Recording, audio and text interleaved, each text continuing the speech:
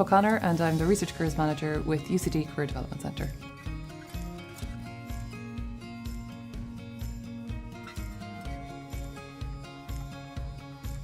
Well, I think researchers forget that even though they get a lot of technical skills while they're doing a PhD or even a master's, really the most important skills for them are their transferable skills, because they're the ones they're going to carry into their career for the rest of their life. Probably researchers don't think of themselves as project managers, but actually they are, because if you essentially start and finish a project in an undefined period of time where you set the targets, you set the timelines, you're managing yourself, a lot of the time you're managing other people, you're managing products or some kind of an output. If you think of your career as a project where essentially you're working towards a goal with a timeline, then you can essentially think forwards and work backwards. A list of transferable skills that researchers aren't always aware that they're very good at are communicating across disciplines, explaining complicated stuff in an accessible way.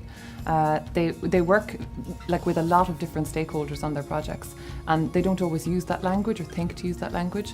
And I suppose it's only when somebody comes to me with a job description and they're not really sure what the words in the job description means that we start to take that apart and start to look at what exactly is working across teams, team working, leadership, how important those kind of things are.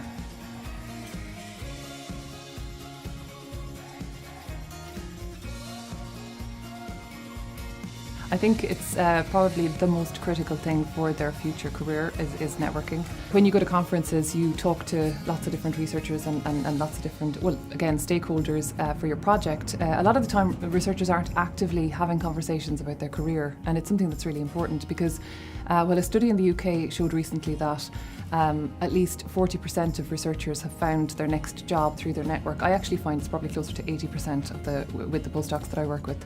So actually, the people that you know that are in your network at the moment are going to be the people that are introducing you to your next role, either through sending you a job description or introducing you to somebody or making it easier for you to understand the company or the organisation that you want to work in.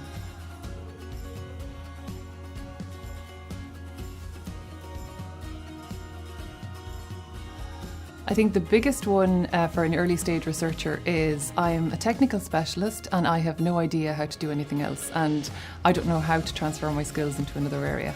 And I suppose what people forget is there is an element of practice involved in all of this. You know, if you're going to go in for an interview for something that you've never had much experience in the same way as you have to prepare for a presentation for a conference, you need to prepare for this interview and prepare understanding the company and the organisation and so on.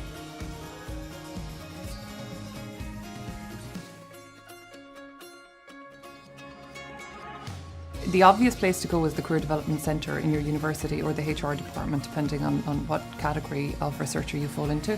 But then the funding agencies themselves actually run career days for different groups of researchers. There's a very good set of resources on the jobs.ac.uk website. I guess the resources that Graduate Ireland are developing at the moment. There are more and more resources being developed for this group because I suppose we're moving more into the space of research and development becoming incredibly important in the economy.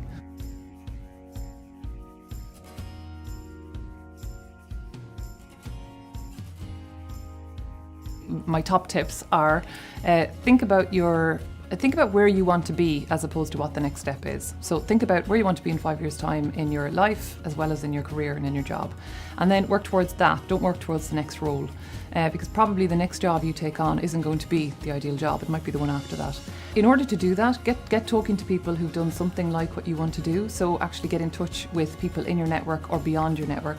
And have conversations with them. Don't ask them for a job, have conversations with them about what they do and make connections that way. And then remember that researchers now transition primarily into a number of different jobs across sectors as opposed to single-mindedly pursuing an academic career. And that's where most researchers are going, are working in funding agencies, working in science communication, working with policy, in government jobs, somewhere that you can actually influence how society understands and uses research in a meaningful way.